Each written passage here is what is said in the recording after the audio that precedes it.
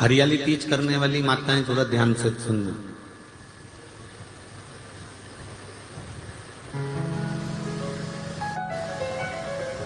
हरियाली तीज जब माताएं करती हैं तो एक हरियाली तीज, एक गणगौर की तीज, ये दो तीज के व्रत ऐसे होते हैं जिसमें जब माताएं करती हैं तो उस समय पर उमा, ब्रह्माणी और लक्ष्मी, इन तीनों की आराधना का फल उसको केवल एक व्रत से प्राप्त हो जाता। अब देखिए, व्रत से एक ही उपवास से उसको संपूर्ण तप साधना का फल प्राप्त हो रहा, संपूर्ण तप साधना का फल उसको मिल रहा। मात्र एक व्रत से, केवल एक व्रत कर रहे हैं, संपूर्ण तप साधना का फल उसको प्राप्त हो रहा है। तो ब्रह्माणी ने ब्रह्मदेव से मांगा, लक्ष्मी जी ने भगवान विष्णु से मांगा, पार्वती जी ने भगवान शिव से मांगा कि ऐसा वर दे दीजिए जिस वर से एक ही व्रत करने से संपूर्ण फल की प्राप्ति हो जाए, संपूर्ण फल मिल जाए। ऐसा एक व्रत का फल दे दीजिए, मात्र एक व्रत का। अब देखिए, ब्रह्मा, विष्णु और महेश,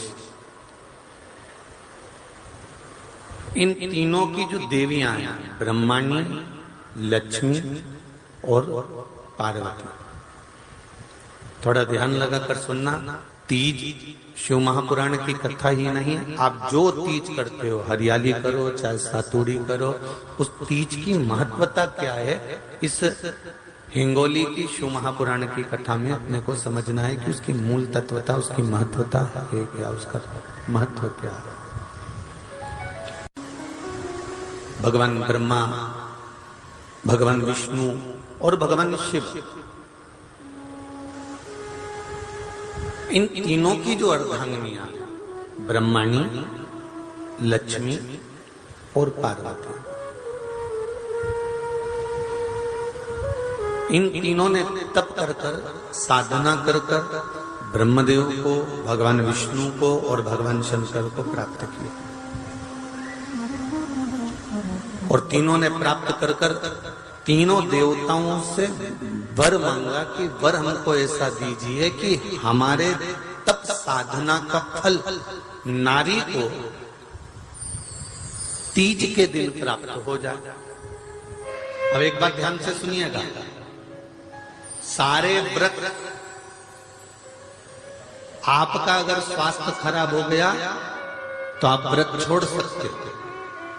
जितने भी व्रत आप लोग कर रहे हैं पूर्व के, सोमवार, मंगलवार, एकादशी, छठ, पंचमी, चतुर्थी, अगर आपका स्वास्थ्य खराब है तो आप उस व्रत को छोड़ सकते हो, सारे व्रत को छोड़ सकते हो।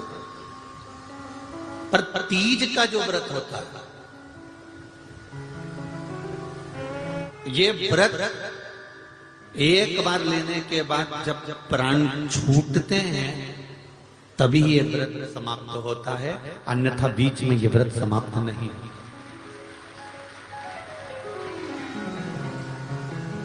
ये व्रत समाप्त होता ही नहीं। अगर शरीर से नहीं बनता कि अब हमारी अवस्था हो गई, अब शरीर से नहीं बन रहा है, तो भले एक पहर की पूजन कर कर, एक पहर का नियम धारण कर कर, एक पहर का स्मरण कर कर, एक पहर का पूजन व्रत धारण करो, और उसके बाद में भले आप थोड़ा सा जो भी आपको लेना है वो कर लो, पर इस व्रत को करना ही पड़ता है। इस व्रत का नियम ही यही है। एक बात और याद रखिएगा, श्रावण के महीने में सारे व्रत आते हैं, बहुत सुंदर सुंदर। छोटी तीज का व्रत भी आ जाता है, बड़ी तीज का व्रत भी आ जाता है। ये 4 महीना जो व्रत आते हैं, इन व्रतों की मूलता क्यों कही गई है? ये सारे व्रत चतुर्मास के अंतर्गत ही आते हैं, इन व्रत को बाद में भी आ जाना चाहिए, पर नहीं, मूल जो व्रत हैं, पूजन है, अनुष्ठान है, देवी देवताओं के जो पूजन के भाव बताए, वही चतुर्मास में बताए। इसका कारण क्या है? क्यों चतुर्मास के व्रत की महत्वता होती है?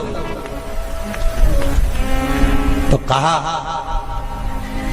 इस चातुर्मास के अंतर्गत स्त्री नारी जो व्रत धारण करती है, हाथों में चूड़ा पहनना, पाँव में पायल पहनना, महावुर लगाना, मेहंदी लगाना, ये जितने छोटी तीज, बड़ी तीज और अन्य तीजों आएंगी, त्योहार आएंगे चतुर्मास में, माताएं हरतालिका तीज हुई, छोटी तीज, बड़ी तीज हुई, भादों के कोई व्रत हुए, अनुष्ठान हुए, छठ हुई, पूजन, जो भी माताएं पूजन करेंगी उसके अनुसार वो हाथों में, शरीर पर 16 श्रृंगार धारण करती हैं, बहुत सारे श्रृंगार धारण करती हैं, और श्रृंगार धारण करने के साथ साथ माताएं अखंड सौभाग्य की वस्तुएं भी इन 30 त्योहार पर दान करती हैं।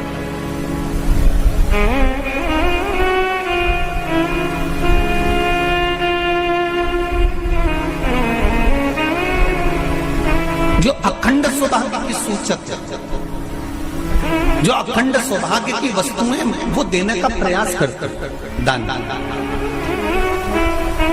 क्यों जीजी एक बात बताओ, जितने भी माताएं कथा सुन रही हैं और जितने फेसबुक यूट्यूब पर सुन रहे हैं और जितने आस्था चैनल पर सुन रहे हैं, श्रावण के महीने की श्रावण शिव महापुराण की कथा सुन रहे हैं, एक बात दिल से बताना, जितनी सौभाग्यवती माताएं होती हैं, ये संक्रांति पर भी 13 चीजें दान करती हैं, 14 चीजें दान करती हैं। बीच में कोई 16 सोमवार का उद्यापन करेंगी तो भी सुहाग की सामग्री देंगी, उद्यापन करेंगी तो भी सुहाग की सामग्री देंगी, कोई कार्य करेंगी तो भी सौभाग्य की सामग्री देंगी। सौभाग्य की सामग्री का दान क्यों किया जाए? सौभाग्य सूचक वस्तुओं का दान क्यों किया जाए? सौभाग्य की वस्तुएं क्यों प्रदान करी जाती है, क्यों दी जाती है? उसका कारण क्या है?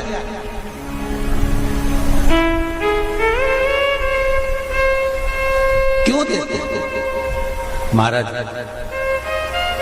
भारत की भूमि की सौभाग्यवती माताओं का एक मन की अभिलाषा रहती है, भारत की भूमि की माताओं की एक अभिलाषा रहती है कि जब उसके प्राण छूटे तो अखंड सौभाग्य धारण करके पति के कंधे पर और पुत्र के कंधे पर शमशान करते।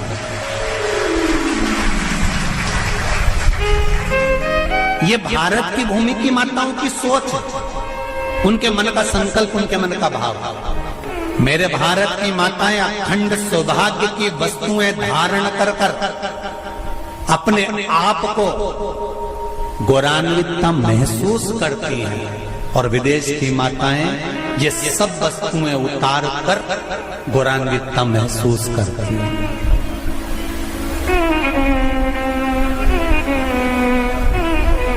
क्यों देते हैं चूड़ी का दान, क्यों देते हैं बिंदी का दान, क्यों देते हैं अखंड सौभाग्य का दान?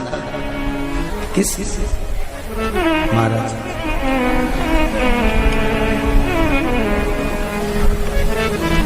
मेरे हाथों में भर भर के चूड़ी रहे, मेरे हाथ। ओम नमः शिवाय, श्री शिवाय नमस्तुभ्यम। स्वागत है आपका हमारे YouTube चैनल पर। तो दोस्तों, आज हम बात करने जा रहे हैं 27 जुलाई सावन माह की हरियाली तीज के उपाय के बारे में। 27 जुलाई सावन माह की हरियाली तीज के उपाय के बारे में बात करेंगे। तो सबसे पहले हम जानेंगे कि इस कथा में महाराज पूज्य गुरु पंडित प्रदीप मिश्रा जी ने किस तरीके से इस उपाय में बताया है और इस उपाय को करना कैसे है। तो आइए दोस्तों, एक बार पूज्य गुरु पंडित प्रदीप मिश्रा जी की कथा को सुनकर अपने जीवन को कृतज्ञ और धन्य बनाते हैं।